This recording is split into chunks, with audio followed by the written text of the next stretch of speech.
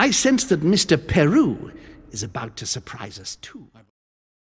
I need to find some answers. There's no way of being alone for a minute?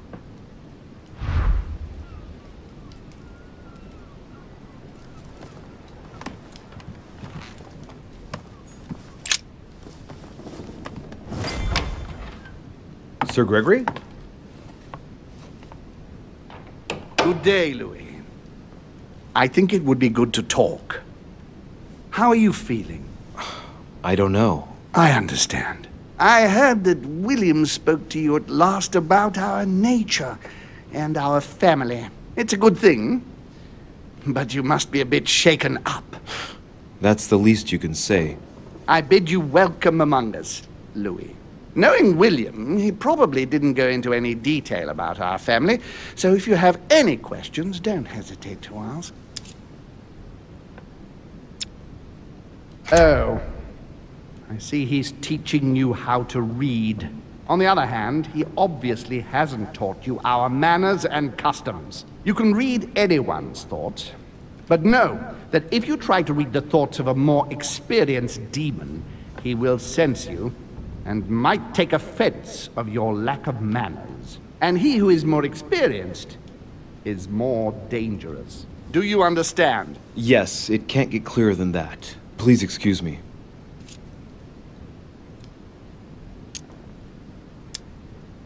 How many of us are there in the family? We are 8 brothers and sisters. Well, tell me then. Are there any other families like ours? There are officially 7, but we're the oldest and therefore the most powerful. What do you mean by brothers and sisters if we can change bodies? You reason with logic. We have retained the human habit. When we first come into this world, we retain a certain attachment to our first envelope. If we are born as a man, we are brothers. If we are born as a woman, we are sisters. But I must admit, it has absolutely no real importance. They're just bodies.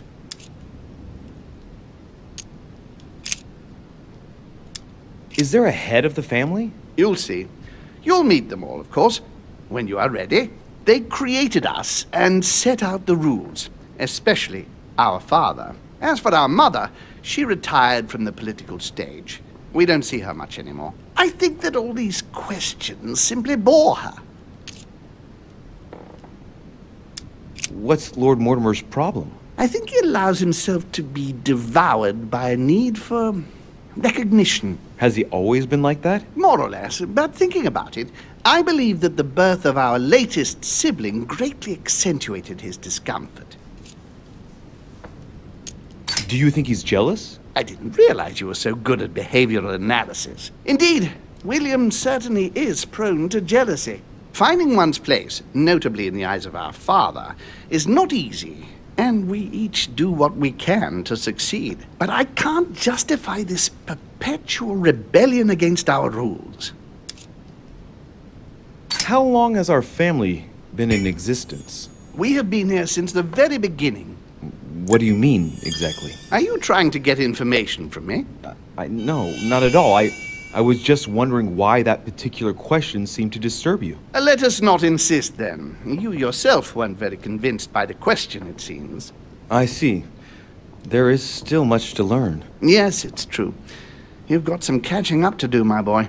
One thing you must understand, regarding any disagreements that might arise between William and myself, is his position with regard to mankind. What do you mean? Well, for centuries we've been trying to help, and therefore preserve humanity. Monarchies are simple and practical.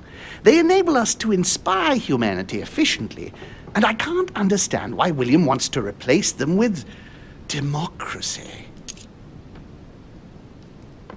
Well, if our goal is to direct the future of humanity, it'd work out easier through a monarchic system rather than a democracy. I see you're a quick learner. From now on, you know the fence that separates William from the rest of the family. If only he would stop steering the destinies of certain countries like France or the United States of America in such a dangerous direction. It has taken centuries for our family to establish relative peace between demons. Thanks to this policy, we have been able to decide everything by confining the other families to subordinate roles. And now William is obsessed with disrupting everything. Peace between demons? What do you mean? I'm not talking about conflicts within our family. If that was all there was, everything would be fine. But several other families, younger but nonetheless powerful, are trying to upset the balance. At present, we dominate most of the major countries around the globe. But some families are pushing, via less influential countries, to gain ground. Do you understand? As best I can, yes. When the time comes, you must take up a position on the political chessboard. I only hope your father doesn't take you down with him.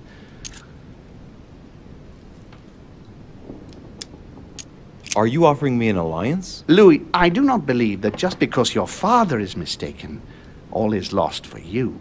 You owe William nothing, so there's nothing obliging you to support him. I want you to make an informed choice. Now go and see your father, see what he has to say, and then think it over very carefully. That's exactly what I intended to do. Thank you, Uncle. Don't mention it. If I've been able to help you in any way, go now.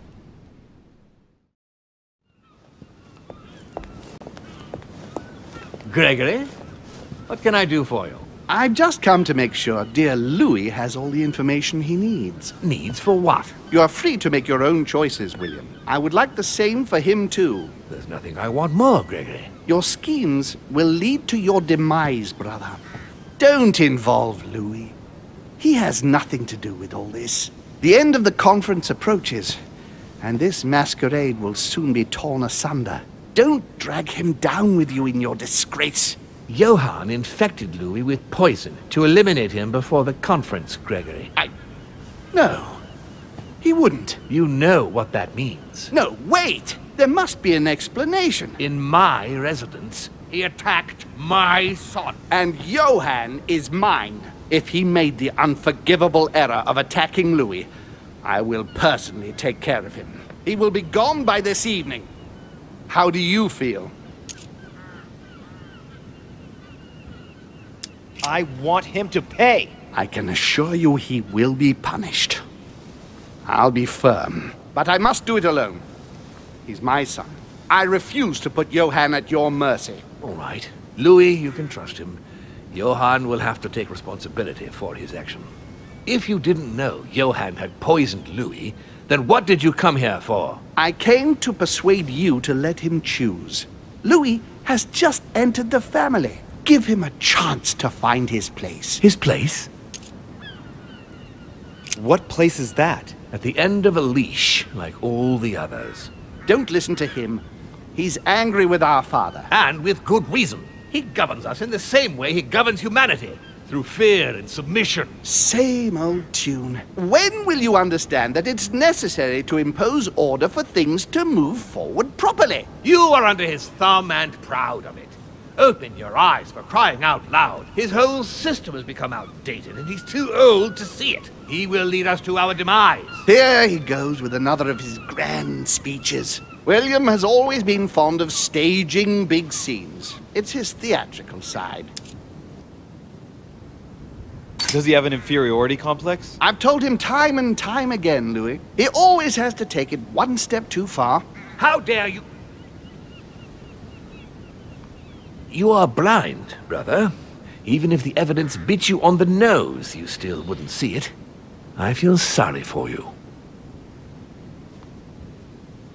Tea is drunk hot or not at all, William. When will you learn?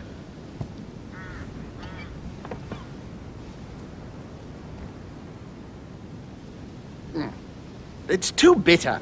You shouldn't let it brew so long. I knew you'd be coming along. You are so predictable. Methodical, I would say. Things must be accomplished in the right order if we want the world to keep turning as it does. When you speak of the right order, I can't help hearing your order. Louis, wouldn't you think that by now we've acquired a certain experience? Don't you think that we are the best place to know what the right order should be by now? I mostly understand that even with the best of intentions, This kind of talk could well be misinterpreted. Every powerful man has had to speak in this way at some stage. That doesn't mean that they were right or that they achieved great things. Take the kings of France, for example. They weren't all good monarchs. You see, Louis, Gregory came here to make you change your mind. It's time for things to change. I acknowledge Father has done many good things for humanity, but his time is over, and now he must pass on the torch. That's enough. There, Louis. That's the pathetic example your father has to offer. I really am sorry about what happened to you. You don't know our family yet. We can't have given you a very good impression, but bear in mind that we are all against William's project. On the contrary. If he insists on going through with it, we will have no other choice than to intervene by force. Consequently, my dear Louis, you're going to have to choose sides. I would much rather have met you in different circumstances. There you are, Louis. See what happens when you don't follow their orders to the letter. Louis, I'm afraid the time to decide is now. If you follow William, he will drag you down with him. If, on the other hand, you support me, I can assure you that nothing will happen to you. You won't be blamed for your father's errors. Ah, the masks are off. I offer you liberty. He obliges you to choose, and shamelessly asks you to betray your own father. That is their true face. Right. Before I answer, well, I'd better think it over very carefully. Do I intend to embrace my demon nature and take my place on the chessboard? Do I stay out of it and do my utmost to stop them? Or do I renounce my nature and do all I can to stay human? It's useless trying to resist my true nature. I'm a demon. May as well accept it. The sooner, the better. Even if I continue to live as a human, all my friends and acquaintances will inevitably end up dying. And I'll be left on my own, forever. I'm a demon and I have to behave like one. The sooner, the better. So? What do you choose, Louis?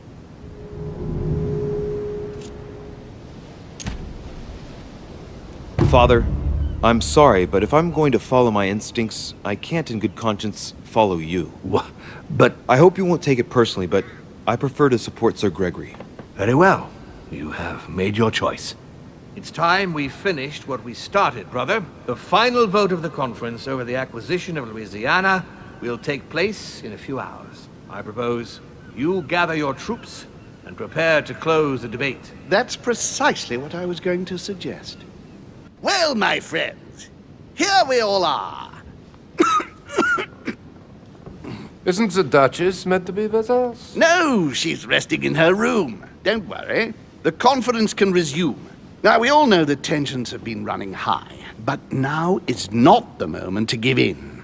The main thing is that just one vote can suffice. Yes, indeed. It will only take one of you opposing his project to win the conference. But I would rather have us united until the end. Meanwhile, let us remain on our guard against any last-minute surprises. I know my brother well. He never prepares for war if he has no chance of winning.